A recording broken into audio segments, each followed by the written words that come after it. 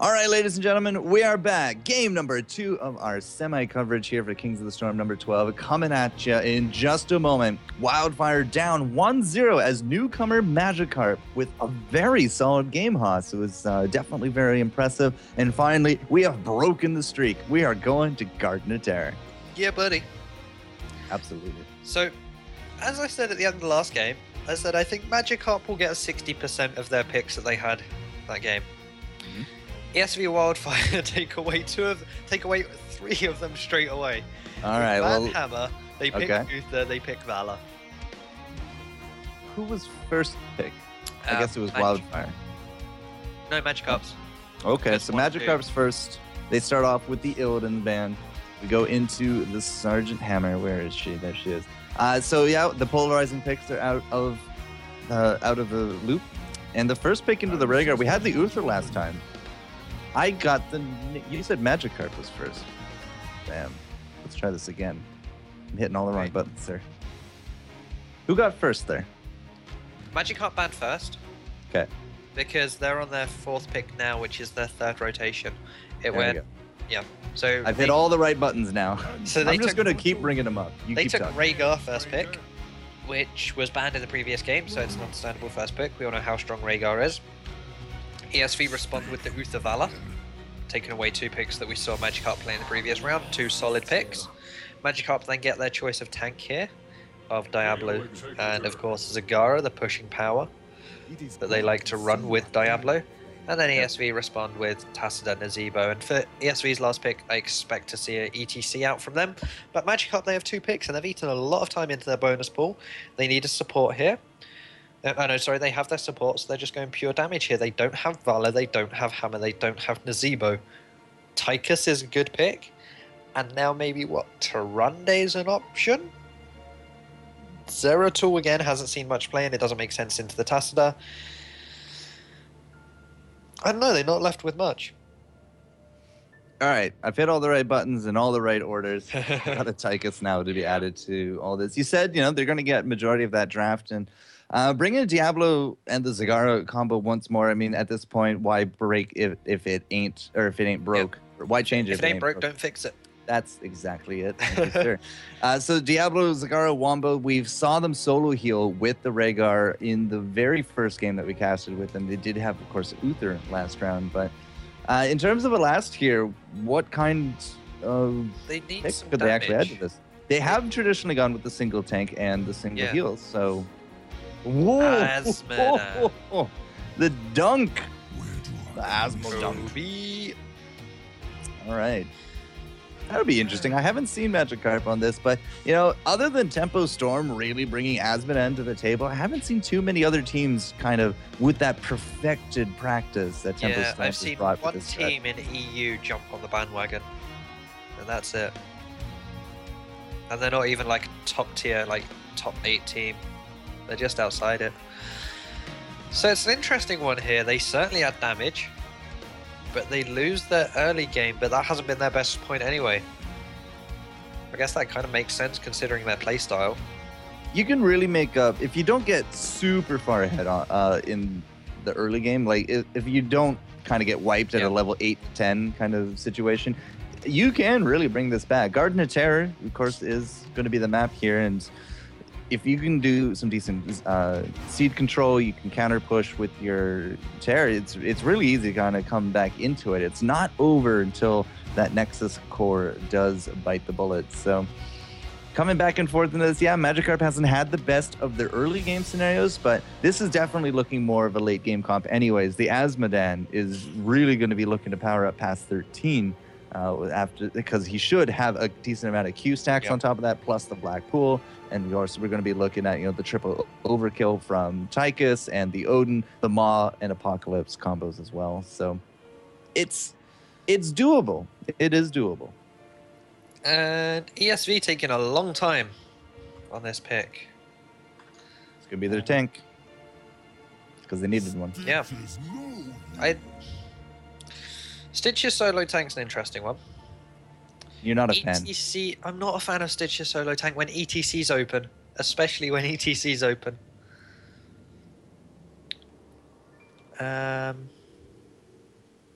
I mean, you can not be a fan. It's okay, sir. No, it's not that I'm not a fan. It's just I'm a little bit confused with it. Like, ETC is open on Garden Terror. There's not too much to interrupt. In fact, no, I take that back. There's a lot to interrupt the mosh pit. But Stage Dive is a great pick on Garden. So we didn't see an ETC. Yeah, and Magikarp have banned it every game they've played. So it must show they either don't like playing against it, or they don't know how to play against it. So you could have capitalized on that and taken the ETC. But instead they went for the Stitches and trying to go for the picks.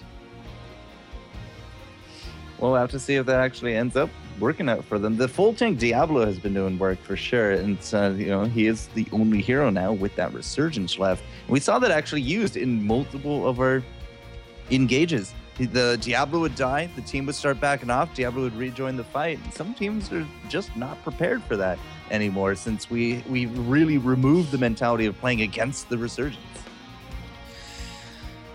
Yeah, that's one of the reasons why Diablo is coming back into play. Once Resurgence got removed, he was like, Diablo has a free Resurgence. Let's get on this. And at level 20, when you go for so many Apocalypse in a fight, and of course all the CC makes him that bit stronger as well.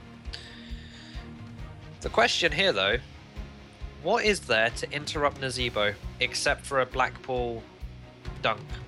Because that would just kill Nazeebo. What is there to interrupt? The Apocalypse.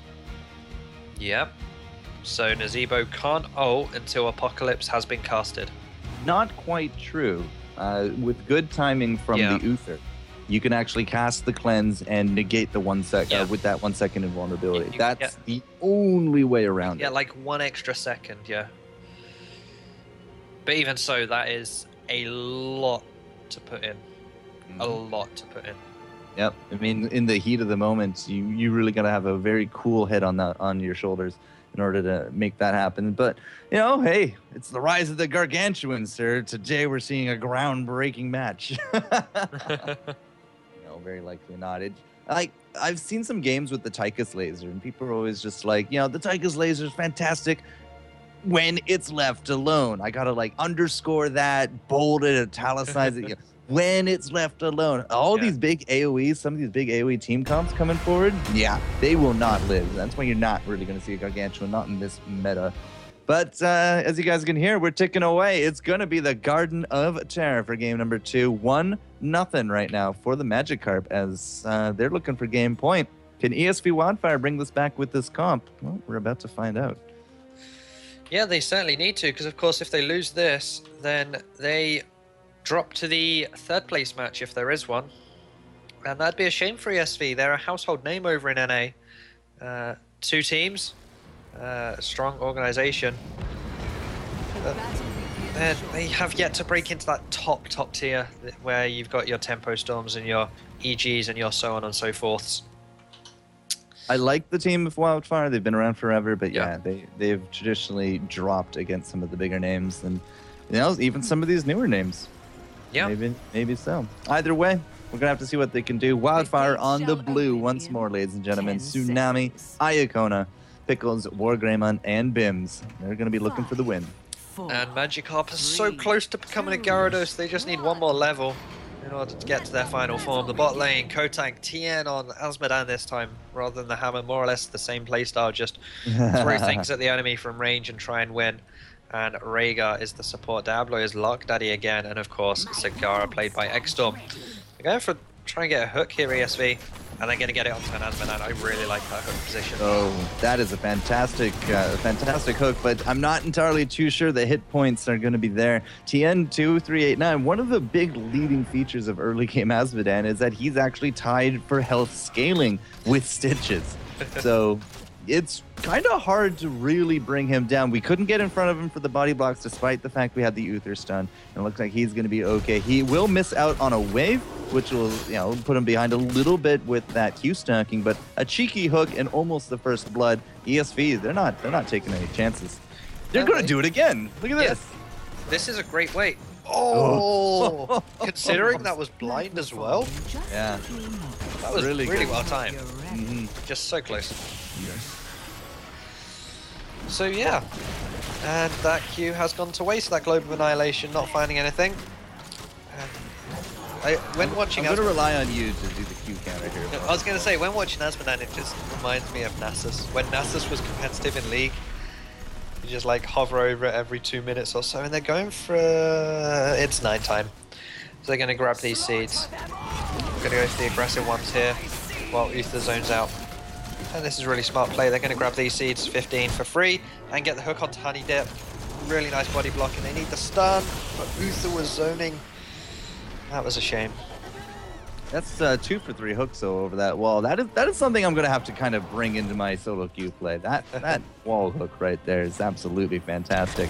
So in terms of the seeds, it's definitely a clear victor so far. All 30 of the bottom now going to be picked up, and instead of trying to contest out top, we got Bims and Tsunami up there, so it looks like they're even going to get the better of the trades in the top as well.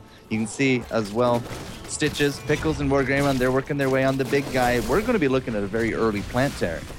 Yeah, we are. They could even get the second Garden Terror here as well in the top lane, but it looks like Magikarp, they have 3 players up here, plus the Zagara, and in fact, they're going to try and go on to Bims.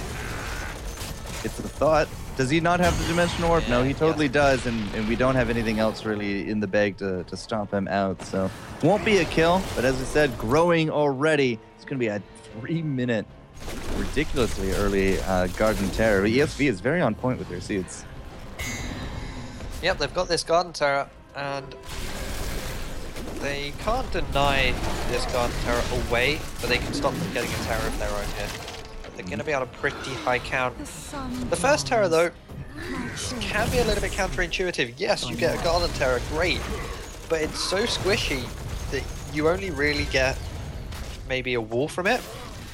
And then if the second rotation of nighttime is really weak for you, then you don't really get a Terror yourself, and your enemy gets one, then you have to defend a stronger one. So it's maybe not always the best idea to get a Garden Terror early, because look at its health. You can see the bar, it's not too tight there. The bars are spread out. Well, I mean, there's nothing that you're saying that's wrong at this point. Definitely agree. And it used to actually be like the meta said, go for these early seeds. Yeah. Get them, get as many terrors as you can. But it's basically just going to be Pickles here going back and forth, poking and trying to apply pressure. This is usually where you would see the team split. You kind of leave Pickles to his own devices because he's a big magnet, and you can already see Wargreymon soaking into that mid. We also got Tsunami still pushing up the top. They do got some easy camps there as well. So the level advantage should slowly start eking its way towards ESV Wildfire as they still try to deal with Pickles, and they might even lose their talents here as well. Yeah, this is what you kind of expect. You expect them to get the wall, get the towers. They might not even get that. Pickles tried his best. He's going to get 1 tower, trying to hammer away at the second. Not able to get that. But now they're 4 versus 3, and Pickles getting caught out. Yeah, Lark Daddy was immediately in position to get off those Shadow Chargers. Here comes that Overpower as well, looking for those body blocks. The dunk is not going to be quite enough thanks to Tassadar, but still some really excellent positioning from Magikarp. They defended it out. They did lose out 1 tower. They're very likely to lose out the next here in the next few moments as well. But you know, the other lanes, Wargreymon has literally cleared out the mid. He is unfortunately going to get ganked out here. That's the overcharge the overpower, and that is very likely a dead Wargreymon. I don't know. Bims was just enough to get Uther in the thick of things. Lark Daddy now going right behind the Bims. Bims has been a big target a lot of this early game. He's been forced out with those dimensionals, but that's going to be a hook. Lark Daddy will be okay.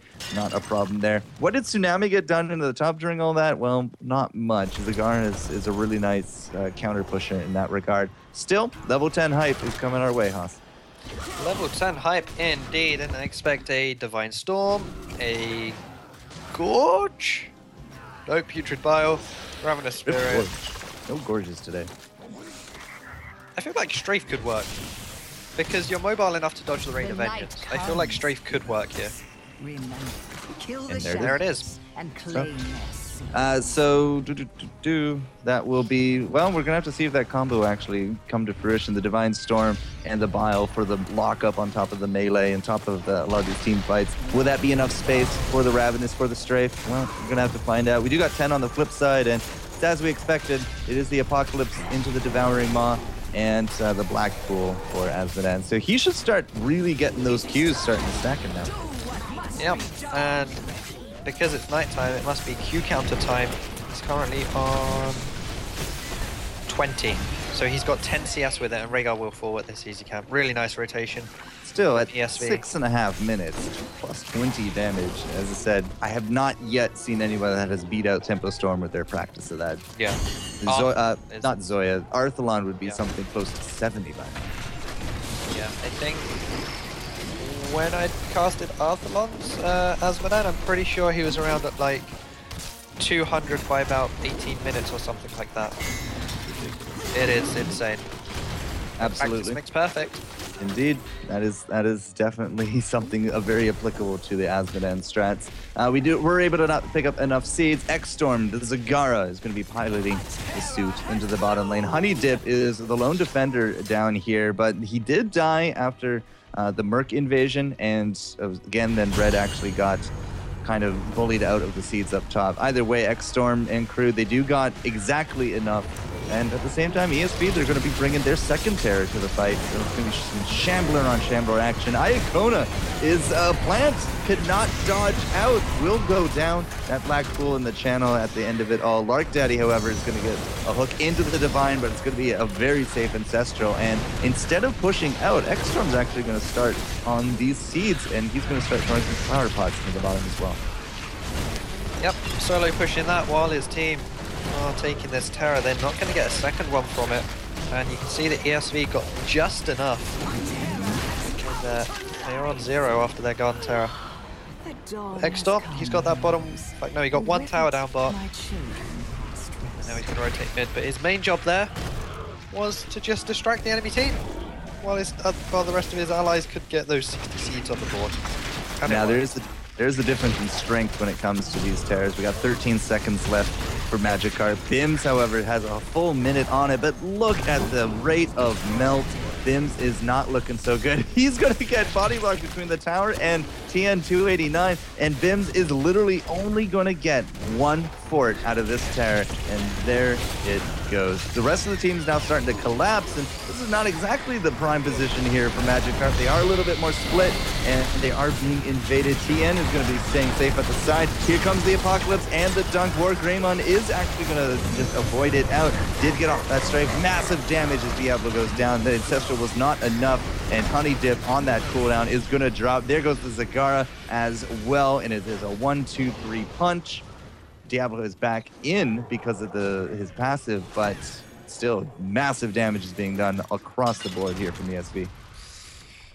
Yep, and they're looking for more here. Trying to get Kotank, Tsunami with the really nice zombie wall, but unfortunately they can't follow up from that. She's going to fall back. They're happy with that trade. They're going to now take some Merc camps, get some map pressure here. They've got 2 easy camps themselves that are up, and they could, in theory, in their current state, go and try and contest the enemies, because that easy camp is up on the top side, and the Bruiser camp is spawning in 35 seconds. And in fact, we just saw a ping come down on the siege camp from the side of Magikarp. They're going to try and secure this one before any pressure comes down. Both of the Bruisers are going to be spawning more or less the same time. So, I mean, you're going to have your pick which way to go. It does look like Magikarp will indeed actually take out their easies, and as I said, it's going to set up very nicely there for the Bruisers if they so choose. In terms of forts, there's only the 1 fort difference between the teams. The experience between them as well, it's about a level, and it is going the way of ESV. And you can see some of the 13 talents as well coming out. Once more, I got to point out the Rhaegar with the healing surge, with that extra chain heal, because he is on that solo heal duty once more. No Feral Lunge today. Nope, no Feral Lunge just yet, and it's that slam build again from Stitches. Even as solo tank, he's going for DPS. And he's waiting on a hook. Little does he know how close Honey... Oh, what a hook. Yeah, I don't think X-Storm's really going to survive out of that one, even with the heals, even with that Ancestral. He did get off the maw on top of Wargreymon, but do we not actually have? No, still 5 seconds off here. For the Apocalypse, doesn't matter. The Dunk will take home the Vala from afar. Ravenous is out, though. And we're not going to be wasting the Apocalypse on this one. Will Kotank actually survive out of this? It's going to be debatable. Another Dunk coming in, but I'm not too sure we're going to see any more kills from this fight. No, we are not. Why don't they just go and take the hard camp? There's one knight left. Someone? No, okay. They just need to go and clear mid right now. They're I don't think they realize. Yeah, they might not realize. Yeah, now we got 3 some pings on it. Kotank's like, oh, hello. I found a friend. Awesome. Yeah, seeds are also up as well. So Yeah, they didn't want to get tied up.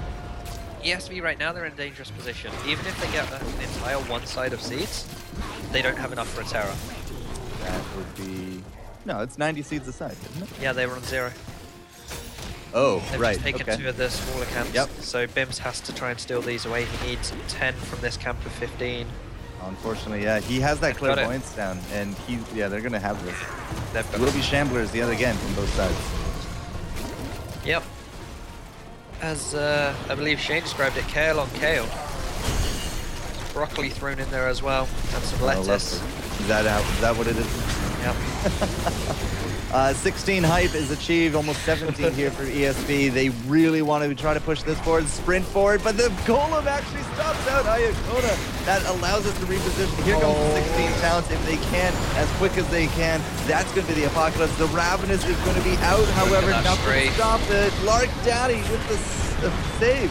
He got the Ancestral. It's not going to be a kill. In fact, it's only the Zagara down, but now Lark Daddy on the wrong side of the line of scrimmage. Pickles and that green carpet of his is going to be enough. That's not going to be the hook, but it was the 2 kills going the way of ESV. They should be able to clean up the rest of the seeds and then start marching down with their Terror.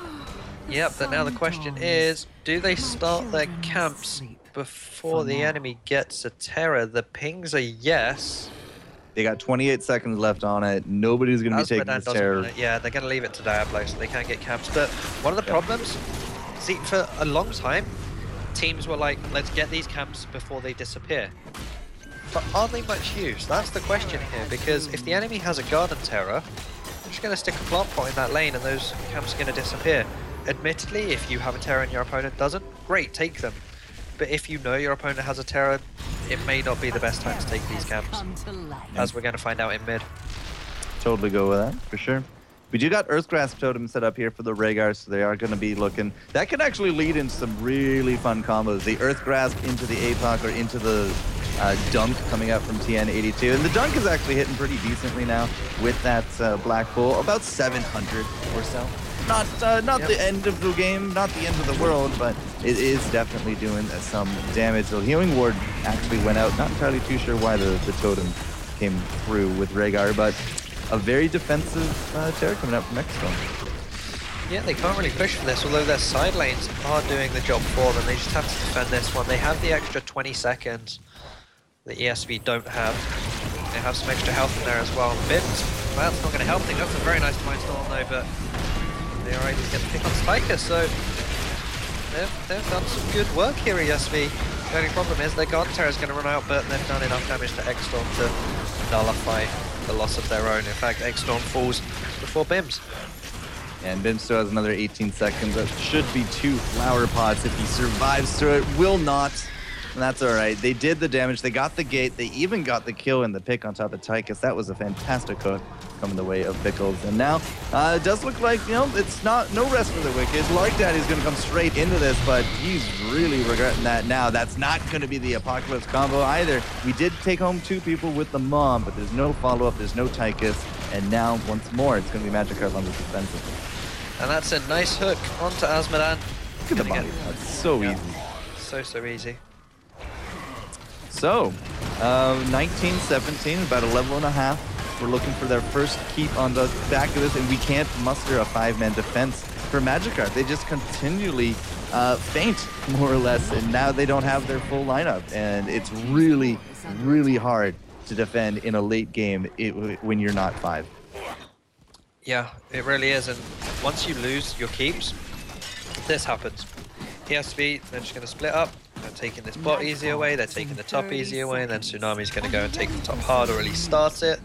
Then Bims and Wargreymon are going to join them. But they may come up against some resistance here. Funny does scout it, and they're going to play safe and fall back from this one, Wildfire. Everything leashed, but there's some kind of dot still ticking on the Knights, so one of them didn't reset. I mean, it'll help clear it a little bit faster. Iacona is going to be gallivanting around. There's a bigger problem, though, coming in the way of Magikarp. We're at 19.5, and seeds are up. Yeah. you know, something goes right here for ESV, that's going to be 20-18. And that is not, this is like pretty much the exact reverse of last game. And we all saw where that went when one team's 20, they got an open core ready to go. And now we got Seeds on top of that. I mean, another Shambler at 16.5 minutes in could put some decent damage on that core. Yeah, and I'm really intrigued as to what the third map would be. My assumption would be Dragonshire, because I can't see a third map being a Sky Temple, a Mines, or a Black Hearts. It's too risky. So I assume it's going to be a Dragonshire. If it gets to that stage, we're going to have another even game on our hands. As the Black Pool is being used to scout with the Globe of Annihilation. Didn't really find much there. It's a little strange to just scout with it, but perhaps he was just looking just to hit somebody, and unfortunately he didn't hit anybody. But you got these bruisers pushing down top, Haas, and that is actually going to be putting a little bit of keep pressure on. It's not going to be a dead keep by any means, but this is just something to keep in the back of the mind for ESV. We're about to hit 20. ESV is in this position to immediately team fight as soon as they get him, and that is going to be the Storm talents now. They are 4v5 though. The Stitches, this is where he becomes a little bit tankier. He's gone for Hardened Shield. I really like this pickup. Means he can survive any burst that Azmodan or Tychus puts out, or even Zagara. We of course have the Divine Hurricane, Archon, and everything else is standard. Good old Annihilating Spirit. Magikarps know this. Is that going to be second? No, it's so close. 7 seeds from a double back-to-back. That, I have to say, that would have been the end of the game if we had another terror right on the back of this one. But still, even if we get to another night, 7 seeds is not hard to get. Yeah, and they still have a minute on this terror as well. And it's going to do some damage. They're 100% getting this wall. TN, again, this Black Pool Azmodan still has a lot of work to do, I feel. As Lord Daddy mounts up, tries to get inside the fight. Just not able to do so. What kind of damage we got on our Azmodan? That was an 834 gun. I don't know. Okay, we'll talk about it in a sec. Yeah, Apocalypse and the Wombo. There goes Pickles, so very close. He's actually not dead. More Greymon in the back, not dropping to Lark Daddy either. There goes Zagara. There goes Rhaegar. Blink is really far forward. One more hit is going to be it for Kotank. Gets himself that Stone Shield. You can use it there in the Odins these days, and it looks like he will survive. Eventually, Vala died off stream. But even with almost the perfect Wombo, Magikarp couldn't make it happen. And it looks like they're going to drop game number 2 here, Mr. Haas. Yep, they need to wait for this minion wave. The healing ward is out. Pickles is getting low, but this is looking like it should be game. The shield is down, the core is at 50%, Azmodan getting hooked. For I don't know how many times this game, and Pickles has really been on point with the Stitches. It started with that blind one. There it is. ESV tying things up, 1-1, and that globe there just hovering above Uther's head. I did a quick look, 172 bonus damage at 19 minutes in. It's not bad, but it's not great. It's not great indeed. Yeah. So that will lead us into an ESV Wildfire victory, tying up this series 1-1. It is the commentator's dream for that third game, and we are going to be grabbing it here. As Kings of the Storm weekly number 12, semis yet to be decided. We do have Evil Geniuses waiting at finals. They've been taking a little bit of a break. Hopefully they've been watching the stream as well, scouting out potentially who their opponents are. But what are we going to see game 3? We've seen Cursed Hollow and we've seen Garden of Terror. We've seen the Wombo comp work and we've seen it defeated. Yeah. Are we gonna switch it up? Are we doing a salty run back? Right now it seems like Magikarp were essentially a one-trick pony.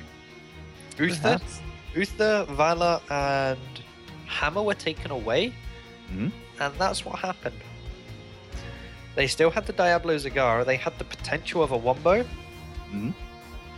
but Azmodan had a lot to be desired. I don't think Rhaegar had too much of an impact there either. Tychus is okay because it's the only damage dealer left, but Rhaegar is a solo heal into Nazebo and Vala. Yeah. You can't heal so much AoE. You need Malfurion in there, or even Lily. Yeah, and even before the game started, we were like, why would you pick a Nazebo into Apocalypse? But not once, I think, was that ever a deterrence. Yeah, the closest thing that came to interrupt Nazebo was a Zagara more in the top lane that was about 3 pixels away. But yeah, they weren't able to interrupt. And there was so much damage there at the end, and Valor Strafe, again, you'd have thought they could interrupt that, but it turned out they couldn't. And ESV, as we've said, tying things up 1-1. We're going to go to a third game. We're not sure what the map is just yet, but I'd expect Dragonshire. That'd be my personal opinion. All right, guys, quick break, and when we return, the last game of the series, place your bets. Will be Wildfire, will be Magikarp. Somebody is going to be taking on Evil Geniuses here in Kings of the Storm Weekly number 12. And when we return, we'll have the epic conclusion of this game. FourCourtJester will be back in just a moment.